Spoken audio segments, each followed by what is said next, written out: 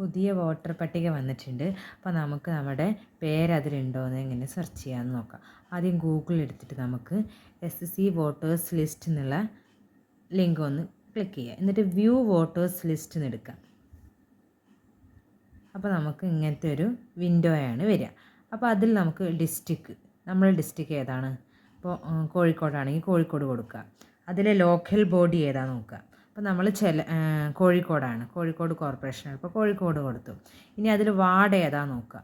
Ward നമ്മൾ 17 ചെലവൂരാണ്, അപ്പോൾ അത് കൊടുത്തു. പിന്നെ പോളിംഗ് സ്റ്റേഷന്, ഇപ്പോൾ നമ്മൾ ആ ഭാഗത്തെ പോളിംഗ് സ്റ്റേഷൻസൊക്കെ വരും. അപ്പോൾ നമുക്ക് ഏതാണുള്ളത് നോക്കിയിട്ട് നമ്മളിപ്പോൾ ഇതിൽ ഏതിലാണ് നമ്മൾ സെലക്ട് ചെയ്യുക ഓരോന്ന്.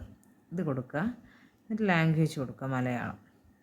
പിന്നെ ഈ ഒരു ടെക്സ്റ്റ് ബോക്സിലെ ഈ ടെക്സ്റ്റ് ഒന്ന് നമ്മൾ ടൈപ്പ് ചെയ്ത് കൊടുക്കുക.